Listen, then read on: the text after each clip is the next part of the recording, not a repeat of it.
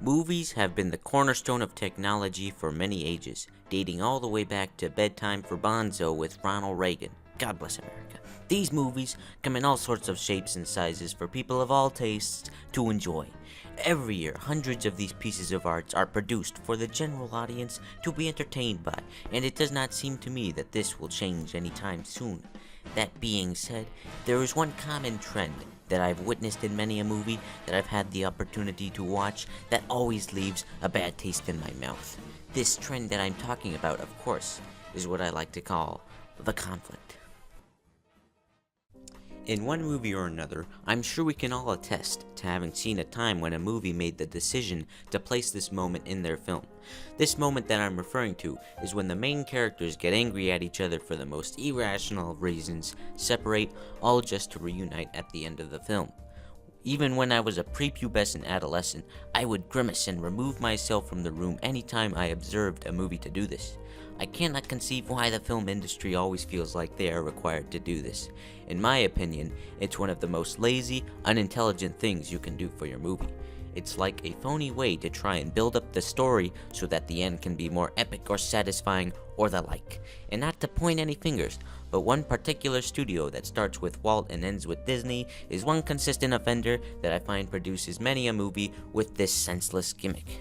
Now, if you will, allow me to shed some light on some movies with this fatal flaw.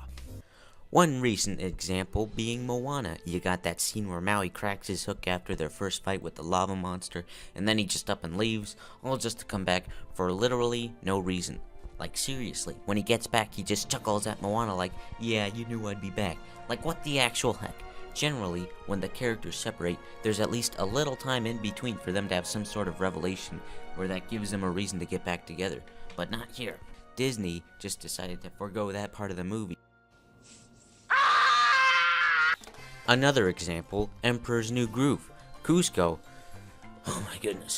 thinks that Pacha is lying to him about Yzma trying to kill him, and then literally like 5 seconds later he learns that Pacha was telling the truth. And it just makes me like, oh my gosh. And I just don't know why. Then you got Monsters Incorporated. There's one that's not quite as bad as the others on this list, but still demonstrates this offensive film failing. Mike gets mad at Sully because they didn't leave the kid to be tortured by Randall, and Sully only cares about saving the kid. It's not too terribly drawn out, and Mike's argument isn't too insane, but it's still a good example of this horrendous conflict insertion that movie studios continually fall back on. Mulan, though.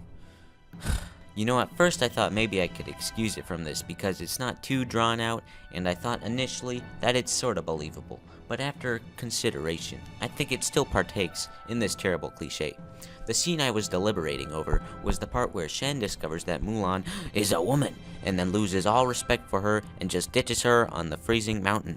My initial reaction to this was, oh, well, I can see someone doing that. After all, there was a huge bias against women in those days. But now I'm like, nobody would do that in real life. Even in that time, that sounds a little far-fetched. He knows that Mulan isn't a different person from the supposed man he knew. She's the same person who took down an army of Huns and also saved his life. I mean, that's kind of my view now. The dramatic split and ditch wasn't necessary, or again, remotely realistic.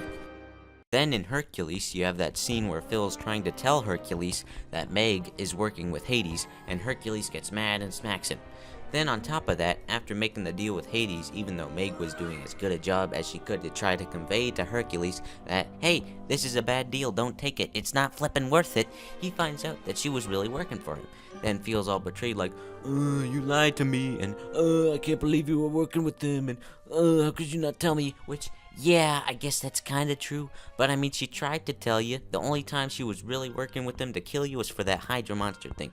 And then, everything after that was pretty much on you, right? Like, you sorta chased her around because you had the hots for her. Am I right? Not the other way around, right? Wreck-It Ralph. Oh boy, the cringe is strong with this one. After Ralph hears from King Candy that if Vanellope Von Schweetz wins the race, she'll die because gamers won't like the fact that she'll be glitching all over the place, he just goes like, hey, you're not meant to be a racer, you can't be a racer, and just frickin' breaks her car. Like, what the heck, dude? First off, You could have done a way better job of explaining the situation to her, and maybe ask her if she knows anything about what King Candy was saying, rather than just believing it blindly. I mean, who just takes the word of a random person, especially one that gives off the "I'm kind of a creepy guy" vibe, you know what I'm saying? Over someone they've been building a relationship, dare I say friendship with. And secondly, even if what he said was true, she can make her own choice about whether or not she wants to risk that. It's not up to you, Mr. Wreck-It Ralph dude, to decide what someone gets to do if it only affects themselves, especially when it doesn't even affect you. And sure, if they unplugged the game, then everyone else in the game would have to leave as well, but I'm pretty sure Ralph probably wasn't considering them after they showed him just how jerky they were. Yet another example is A Bug's Life. Everyone finds out that Flick hired a bunch of circus bugs and then they banish him because he lied, which is just stupid. Like, does the fact that they made a giant bird with some circus bugs really change that much if they had done it with some warrior bugs? I think not. It's kind of like the whole Mulan thing, where even though they proved their worth, because they weren't what everyone thought they were, they should be shunned and banished or whatever. It's just so stupid. Then there's Ratatouille, man. For some frickin' reason, Remy thinks he should steal a bunch of food from the restaurant. I'm assuming it was just because he was pissed at Linguini for not giving him credit for his cooking, but I really don't see why he would do that exact thing. Like, this is such a random thing that happened in the movie. There really wasn't any reason for why he did this exact thing except to retaliate against Linguini. The only thing tying it to anything else in the show is that Remy was sort of feeding Emil's friends with food from the kitchen, which I don't even know why he was doing that either. It's just so random and, in my opinion, rather unintelligent of the show to do that. Fortunately, there are some films that get it right, and when they do, it is a glorious thing to behold. The Road to El Dorado, which is a great movie, by the way. The story, the characters, the visuals. Elton John, for Pete's sake. I give it my kiss of approval. Mwah. While they may include this type of cliche, they do it in such a way that it flows with the story. They pretty much do what I'm talking about, but they give a build-up to it, so it's not out of place. They show us a growing divide between Miguel and Tulio, as Miguel wants to stay in El Dorado, but Tulio just wants to take the gold and leave. And as the movie progresses on, you can infer they're probably gonna part ways. So it is more relevant for them to put the conflict in here, because they gave it a build-up. Just as well, they also insert what would be the conflict moment in what I believe to be a sly and fairly clever way, where they're supposedly fighting in front of Zekel Khan, but it's just to make him lower his guard so they can give him this double fist sandwich. But in reality, that argument was at the same time just as real as they were voicing their feelings about what they wanted and how they felt about each other given what they both wanted. And after that, then you got this beautiful but melancholy guitar song with Elton John gracing us with his magnificent voice about how friends never say goodbye, that has so much emotion. And Miguel and Tulio, they're given neither any sympathy, even though they both desire from them. And Miguel and Tulio, they're given neither any sympathy, even though they both desire from the other. And it's just like, oh man. Friends never say goodbye. Friends never say goodbye.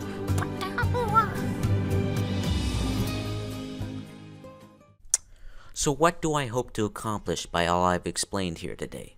I hope to inspire future filmmakers to a higher way, a better, more inspiring way, to hopefully encourage them to quit causing such unnecessary pain and agony during your films and instead use a little care and effort and give us a cliche that really works, that will bring a tear to our eye, a joy to our hearts, cause us to squeeze a loved one and not inflict us a pain that we'll need to desert the room for. Those of you watching, unite with me in this cause. Are you with me? Leave a comment below to share your experiences in this regard. Let the studios know that we will not stand for such abuse any longer. Today is the day, lads and laddies. They will know the pain and suffering that they cause us each time they give us this foul play in their film. They will hear from us all, and no longer will we stand by and permit such tyranny to run rampant in our films. I fight that they may stop making movies. Let them continue, and you'll be able to continue watching movies, at least for a little while. and dying in your beds many years from now. Would you be willing to trade all the days from this day for that one chance? Just one chance to come back here and comment on this video to let the studios know that they may take our enjoyment, but they'll never take our freedom.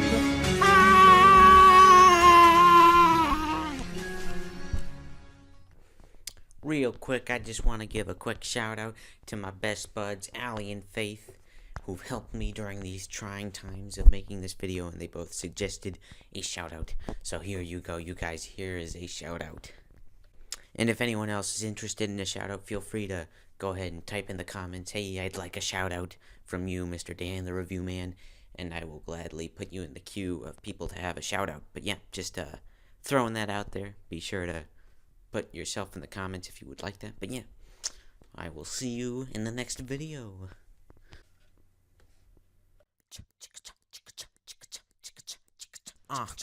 Yeah, you have been watching Dan, the Review Man's show.